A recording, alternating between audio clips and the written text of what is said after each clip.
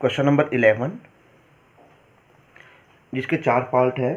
First part में है question 2x minus Y equal to -2, 3x plus 4y equal to 3।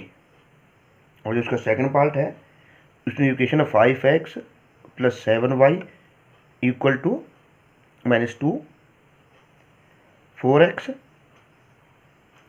Plus 6y equal to -3।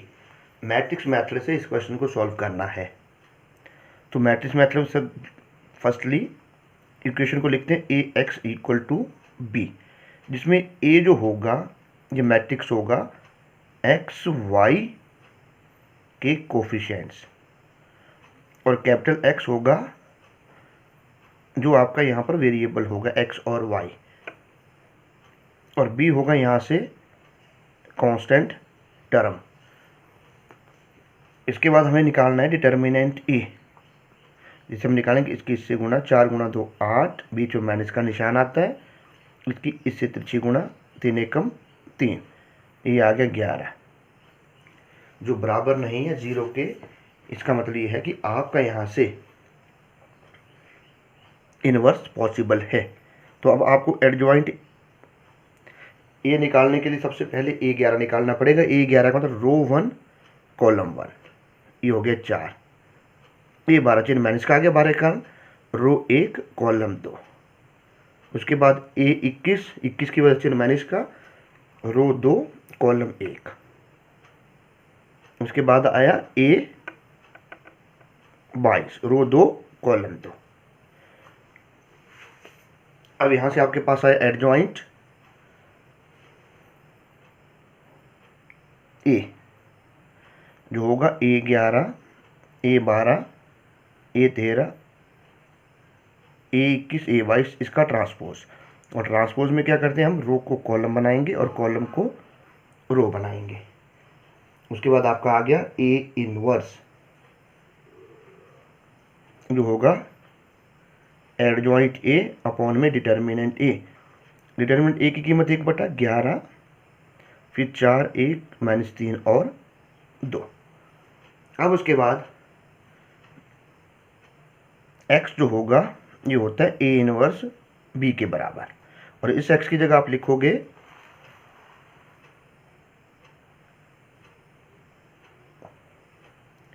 x और y matrix में A inverse था 1/11, 4 -3 1 और 2, और b की वैल्यू -2 और 3।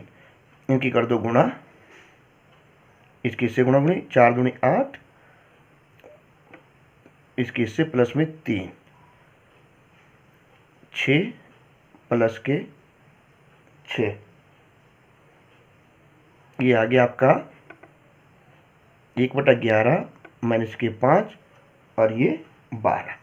तो ये x बराबर बन गया माइनस का 5/11 और y बना 12/11। ये आपका आंसर। ऐसे इसका second third part, second part में मैट्रिक्स 2/2 का ही आप कर सकते हो। इसका जो थर्ड पार्ट है उसमें equation x plus Y minus Z equal to 1, 3x plus Y minus में 2z equal to 3, x minus Y minus Z equal to -1।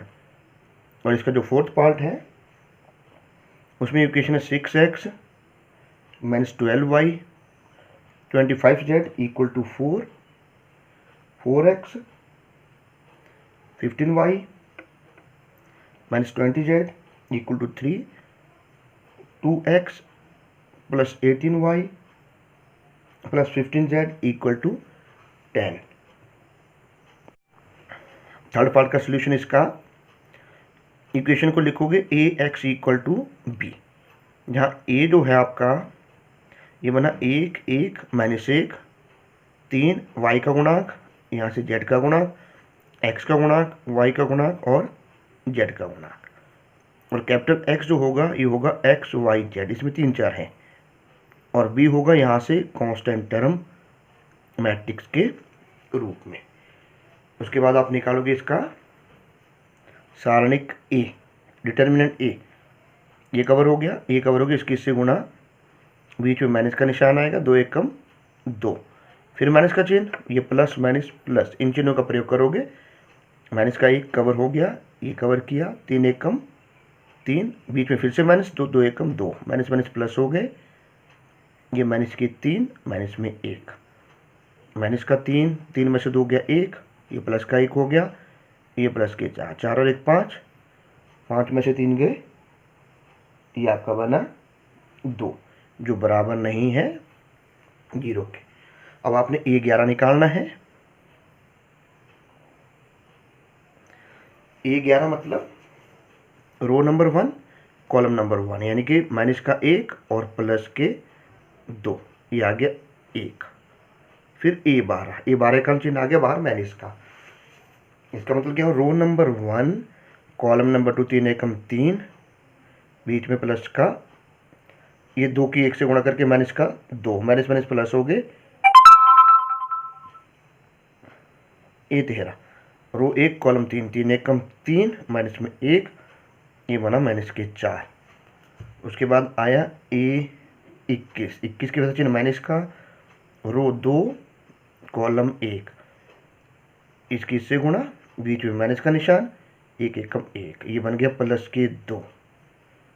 A22 row 2 column 2, minus का 1 प्लस में 1, ये 0।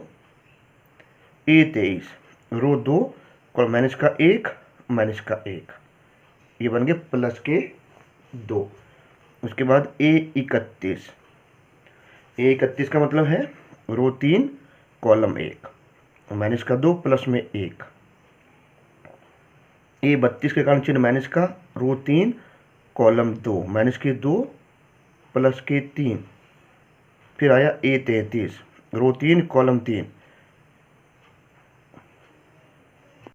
इसमें एक बार फिर से दोबारा चेक करो, A11 जो था रो नंबर 1 कॉलम नंबर 1, 1 एकम 1, बीच में माइनस का चिन्ह आएगा, 2 एकम 2, तो यहाँ हमने गलती से प्लस लगा दिया था, तो ये बन गया आपके माइनस के 3। अब आप इनका कोफैक्टर एडजॉइंट ए निकाल। अब एडजॉइंट ए जो है, ये आपके पास बना -3 1 -4 2 0 2 -1 और -2 का ट्रांसपोज। इसका ट्रांसपोज आपने किया, ट्रांसपोज में बताया गया कि रो को कॉलम और कॉलम को रो बना देते हैं, अब ये आपस में चेंज हो जाते हैं। तो आपका ये था एडजॉइंट ए, और ए इनवर्स जो होता है एडजॉइंट ए अपॉन में डिटर्मिनेंट ए। तो डिटर्मिनेंट ए की जो वैल्यू थी वो थी 2, और एडजॉइंट ए -3 2 -1 1 0 -1, ये लिखना है सारा, और कैपिटल एक्स जो था ये है ए इनवर्स बी, और कैपिटल एक्स को लिखते हैं हम X Y Z. A inverse की वैल्यू 1/2 माइनस के 3 2 -1 1 0 -1 माइनस के 4 2 -2 इंटू में बी की वैल्यू 1 3 -1, इनकी गुणा कर दो, इसकी इससे गुणा, 3 एकम 3 3 गुणा 2 6 1 एकम 1, इसकी इससे गुणा 1 3 गुणा 0 0 -1 प्लस का 1 हो गया, 4 एकम 4 2 3 6 और प्लस के 2। तो ये टर्म बनी आपके पास 6 और 1 7 4, ये 2 6 और 2 8, ये बना 4, और हल करने पर ये आ गया, इसको इससे मल्टीप्लाई किया 2 1 2, इस तरफ था x y और z, इनको कंपेयर करो तो x आपका बना 2 y 1 और z 2, ये आपका आंसर। नेक्स्ट क्वेश्चन नंबर 12 है आपका, जिसमें मैट्रिक्स ए है 1 -2 0 2 1 3 0 -2 1। Find A inverse. A inverse find करोगे और with the help of this हमें इक्वेशन सॉल्व करनी है। x minus 2y equal to 10, 2x plus Y plus 3z equal to 8 minus 2y plus z equal to 7। अब हम इस question में क्या करेंगे, फर्स्टली आपने इसमें डिटर्मिनेंट ए फाइंड करना है। उसके बाद आप इसमें से A11, A12 और A13 ये निकालोगे। A21, A22, A23, A31, A32 और A33 ये आपने निकालने हैं। उसके बाद आपके पास आएगा इनका एडजॉइंट ए, जो होगा ट्रांसपोज, इनकी जो भी वैल्यूज आपके पास आएगी, और फिर ए इनवर्स ये होगा एडजॉइंट ए अपॉन में डिटर्मिनेंट ए। यहां से आपने ए इनवर्स निकालना है और उसके बाद फिर इक्वेशन को लिखोगे। इक्वेशन को ए एक्स इक्वल टू बी के फॉर्म में लिखोगे। वहां से मैट्रिक्स ए निकालोगे, कैपिटल एक्स लिखोगे और मैट्रिक्स बी लिखोगे। इक्वेशन का जो ए है गिवन मैट्रिक्स से मैच करेगा। इसका मतलब क्या होगा कि हमें वहां से फिर ए इनवर्स निकालने की दोबारा जरूरत नहीं रहेगी। हम directly X equal to A inverse B लिखेंगे और ए इनवर्स जो आपका यहाँ से निकल रहा है इसको आपने यूज में लेना है। अब कैसे कैसे हम काम कर रहे हैं, पहले डिटर्मिनेंट ए निकाल रहे हैं, एक्सपेंड कर रहे हैं हम R1 से।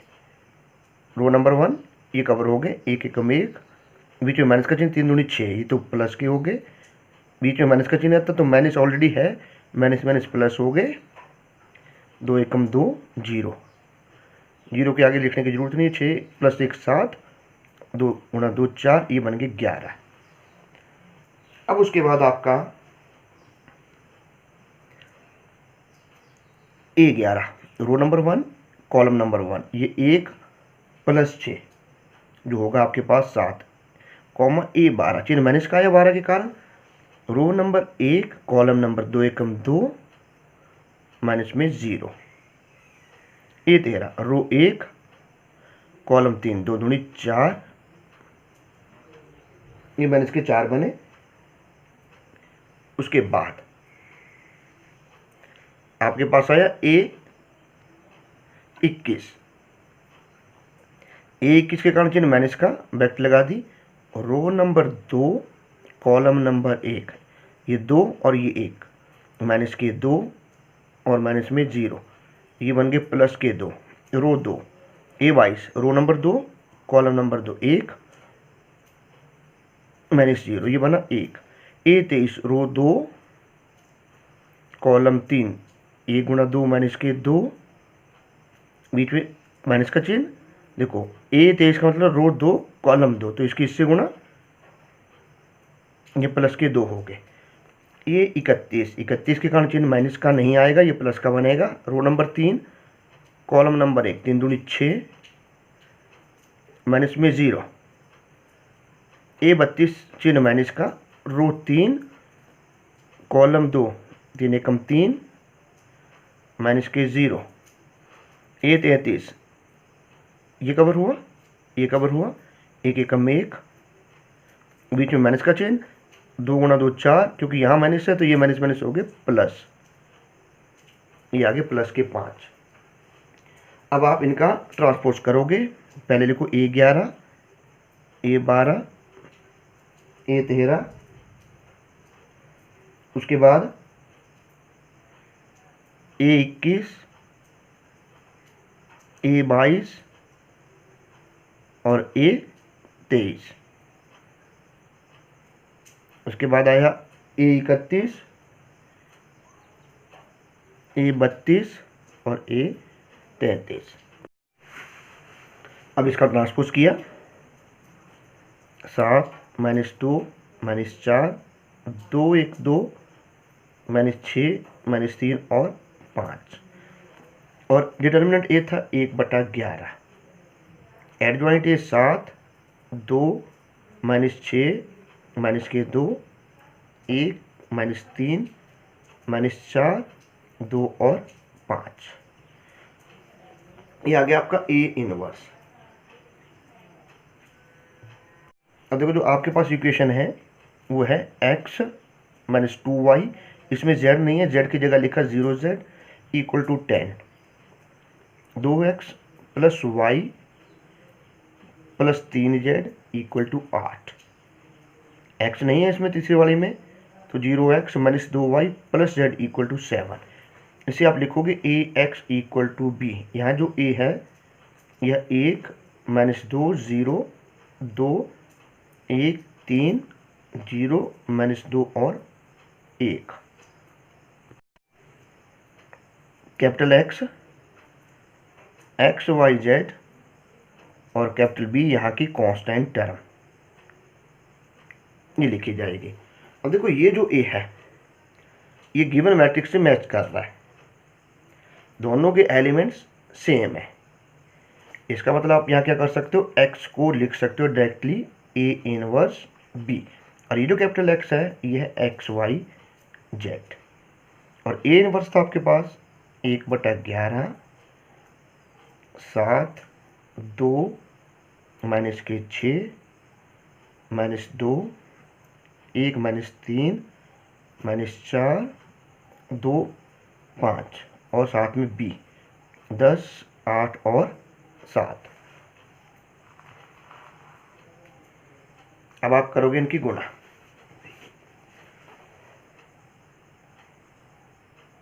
इसकी से गुणा 10 गुणा 7 70, 8 दूनी 16, 7 के 42, माइनस के 20, 8 एकम 8, 7 दिए 21, 10 चौके 40, प्लस में 16 प्लस के 35, ये आ गया 1/11 70 और 16 86, 86 में से 42 को घटा दो, ये आ गया आपके पास 44। ये बने 21 और 20 41, 41 में से 8 गए माइनस के 33, ये बने 51। ये हल करने पर आ गया 11। इसको इससे मल्टीप्लाई किया 4 माइनस के 3 और 1, ये है एक्स वाई और जेड। अब कंपेयर करके लिखा एक्स 4 वाई -3 और z बराबर 1, ये इसका आंसर